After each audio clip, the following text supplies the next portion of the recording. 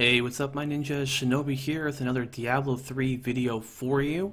I would have some Diablo 3 video in the background. I did do a test run between Acts 1 to Act 4, going all the way through, and for some reason I keep trying to add the footage to the background behind me, but it just keeps giving me errors and everything like that, trying to capture it from Twitch and show you guys. So the easiest thing, if you want to watch the full playthrough, I put a link down below in the description. You can go through and watch it to see, what it was like to go through Act 1 to Act 4, going through the beginning to the end with the group 4 total.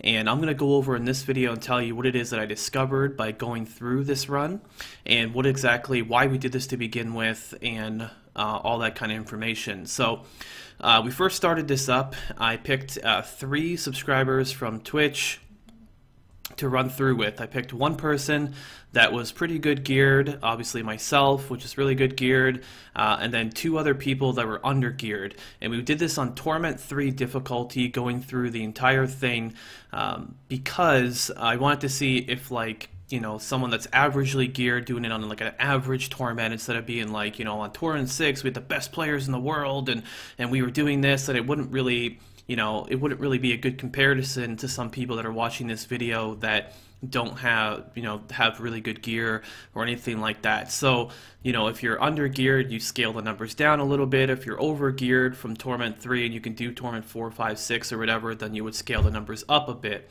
and that's what you would go with.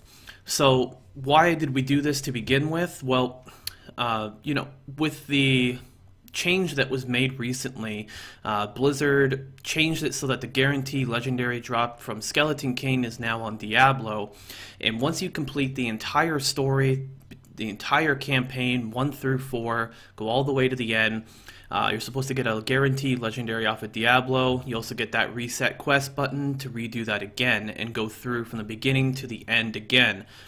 And by doing that, you get that legendary drop on Diablo, and then you obviously get experience, gold, demonic essences, common debris, materials and stuff, legendaries, going through the entire thing.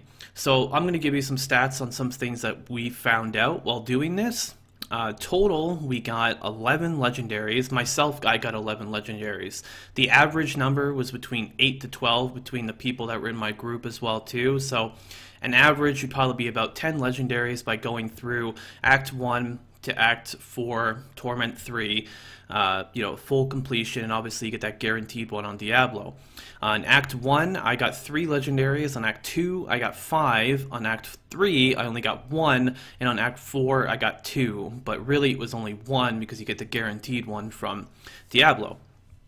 So why are these numbers kind of weird like this? Why is it that Act 2 gave the most amount of legendaries? Is that like the place to farm now or something? Well, Act 2 is a very big act in general. It's a lot more stuff you have to go through, and plus RNG is a factor. I mean, it's not going to be the same result every single time. That's just what happens.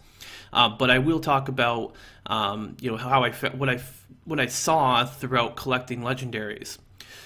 Now, the majority of the legendaries that I got dropped off of bosses and chests, and then after that it was elite packs, and then after that it was trash mobs. So trash mobs probably dropped about 1 or 2 legendaries for me the entire run through, and we probably killed thousands of trash mobs going through. And elites, we got a couple off of them. Bosses and chests, I think chests were the one that we got the most out of, which is something that we've been seeing a lot more in Diablo 3. By going through all the acts, the chests were the ones that dropped the most legendaries for us. And that's something I've seen for a while now. In the past, the best way to play Diablo was pretty much like farm in the highest mob density areas. And if you did do that, you would get the most XP per hour and the most legendaries per hour because you're killing the most monsters per hour. And back then, you would get more legendaries off of trash mobs than elites. It was kind of like useless to kill elites because, you typically wouldn't get that many legendaries off of them. You just focus on trash and you would get a lot of legendaries per hour. That's how I got all the legendaries that I got, as I just do high mob density areas. But it seems like Blizzard has tuned down the chance for trash mobs to drop items in general. If you go and grab, if you test this, you can test this out yourself. Go to Fields of Misery, pull a big group of like 100 monsters, kill them all, and see how many items drop. I'm talking whites, I'm talking rares, I'm talking blues, legendaries, see how many drop. In most situations, it'll be like 1 at the most. And before, you would get a lot of trash drops like blues and rares and stuff like that to be dropping off them. And if you're searching for legendaries, and that's your main goal is to search for legendaries, you want to kill things that have a high chance to drop items to begin with. And then when you do that, the chance to get a legendary is slightly higher than it would be before. Because what happens when, and there's 2 things that happen when you go and kill a mob. If you go and kill a mob, it has a chance to drop an item to begin with, and then it has a chance for that item to be whatever rarity. So legendary, rare, blue, white, whatever. And in the past, Magic Find would, help with that, with getting you better quality items, better rarity items. I shouldn't say better quality, but nowadays it seems like it's kind of the complete opposite of what it was before, because we don't have that Magic Find anymore. And even if you have Magic Find, it's been nerfed so much that it's not even worth it now. So, by doing this run, it took about 4 hours, and we got, that's about 2.75 legendaries per hour. So if you round it, like 3 legendaries per hour, which is not very good. Doing things like Core Variate and the Wretched runs, which I showed a video about that, you'll get usually more than that per hour by doing that. And the reason for that is because you're not killing trash mobs. You're not killing things that just aren't dropping items to begin with. You're killing things that have chances to drop items, so you're knocking out that first step and you're getting that. So essentially, if you were to farm elite packs all day long, you would find more legendaries than if you were to farm just trash mobs all day long. But elite packs on like high difficulty are tough for a lot of people. So typically, you want to stick to things like going through looting chests and killing unique mobs and stuff. So yep, 11 legendaries. That was for the completion. Now the next stat is gold collected. 2.7 million gold collected. That's doing the quests. That's collecting gold off of monsters that dropped it along the way. We killed every elite pack that we ran into, killed every treasure goblin, opened every chest, killed every boss, but we didn't go out of our way to kill elites. We didn't go out of our way to kill trash mobs.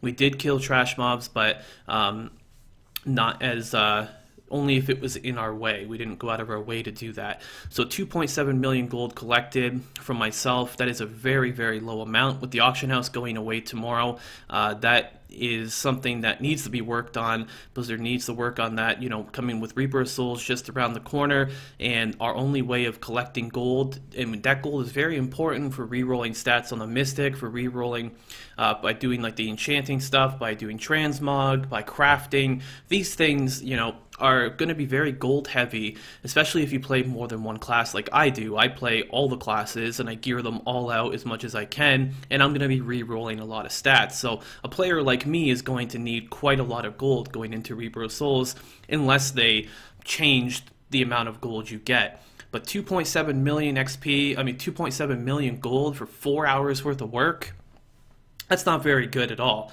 Now, like I said, if you were in a group where you had better gear, you could go through quicker, maybe do it in 2 hours and do it on Torment 6, then yeah, the gold collected is going to be higher, but still, it needs to be worked on for sure from there. Demonic Essences, I found 36 Demonic Essences, which is a decent amount, but if you were trying to just farm Demonic Essences, you can get way more than that in just an hour. Same with Common Debris. I got 340 of that. It's some crafting material that you can use now, and it's something that'll be very useful in Reaper of Souls.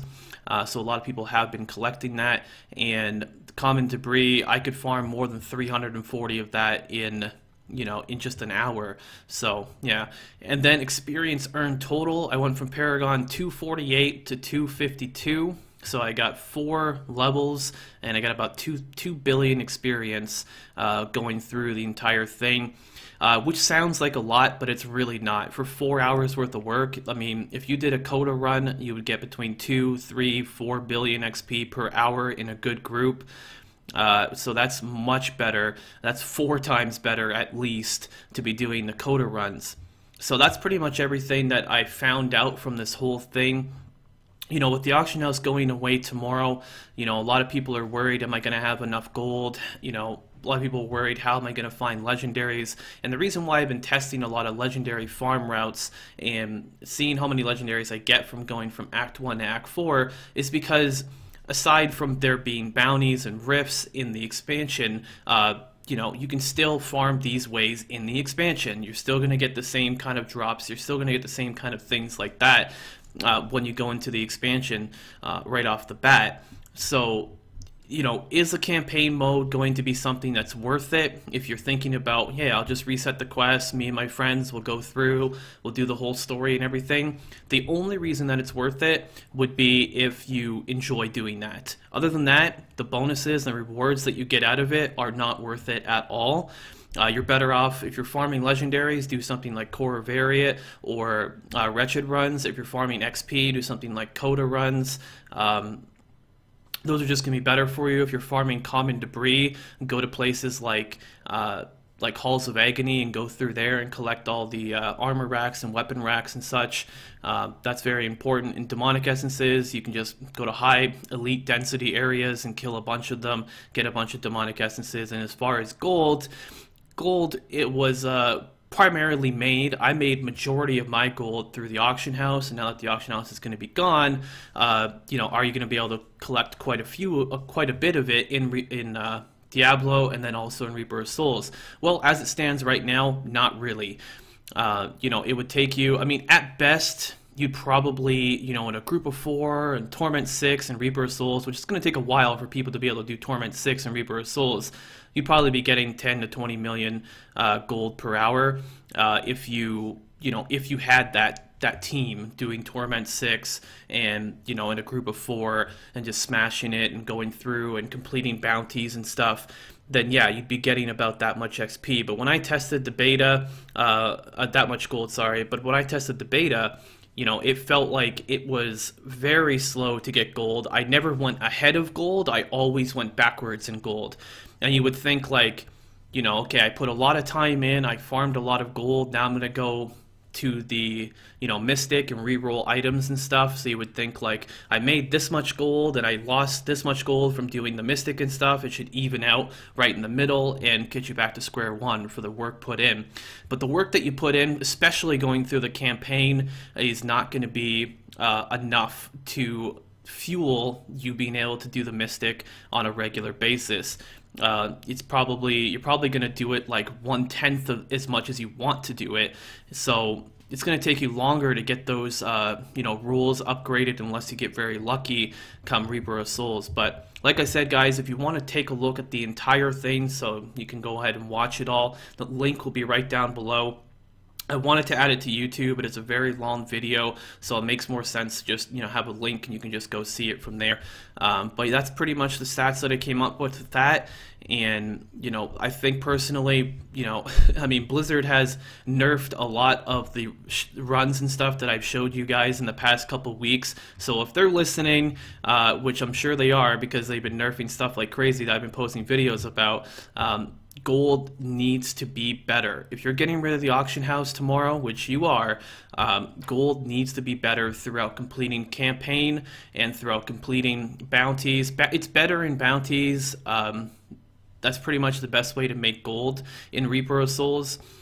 But I will say that, you know, for me personally, if I was creating a video game, I would want all aspects of that game to be fun, all those aspects of that game to be rewarding. So if you just make it like, oh, gold, like farming gold, the only good way of doing that and getting legendaries is to do bounties. I understand that they want you to do bounties because it's a new feature, but some players don't want to do bounties. Some players want to do the campaign. Some players want to do rifts. You know, give us these options so that we can play the game the way that we want to, and it can still be viable no matter how you play the game. In my opinion, that's what a complete game is. A complete game is viable and rewarding, and you feel like you're achieving something no matter what you're doing in the game, especially if you're playing on higher difficulty settings like higher torment levels. Going through and completing Acts 1 through 5 in Reaper of Souls is not going to be that worth it as far as XP, as far as legendaries, as far as everything. It's going to be, you know, kind of average to minimal in Reaper of Souls, just like it is right now. So keep that in mind, guys. If you're thinking about, you know, should I go through and complete Acts 1 through 4, the only reason that I would do it is if you find that enjoyable. Other than that, it's not very rewarding. But yeah, that's it, guys. Thanks for the support. I am going to be leaving on March 23rd to go to the Reaper of Souls launch event, and that's going to be in you know, just a few days from now, not even too long from now. Going to be going there, staying in the hotel there, and then I'm going to the Reaper of Souls launch event for the Blizzard event. I'm going to be streaming from that event, so make sure you guys are watching that on March 24th. It's going to be at nighttime, you know, when the game comes out, you know, March 25th, just like that. So yeah, should be pretty interesting, guys, and I'll make another video and, you know, give you all the information on how to check out that stream when the time does come. I'm about to start streaming right now after this video goes live, and you can check out that video down below if you'd like to as well, to see you know, what I discovered by going through Acts 1 and Act 1 to 4. Make sure you be subscribed, guys. Got a lot more stuff coming for you. Hit that like button, leave a comment. Let me know if you've done Acts 1 through 4, if you're interested in it, if you enjoy doing it, or if you're the type of player that feels like if I'm playing, I have to be doing something efficient. So if I'm going to go for XP, I'm going to do Coda runs. So if I'm going to do Legendary runs, I'm going to do, you know, the Wretched runs or Core Varied or something like that. Or if you actually enjoy doing the Act 1 through 4 playthrough, in my opinion, I think it's just not very good. Anyways, my name is Shinobi, and until next time, thanks for watching.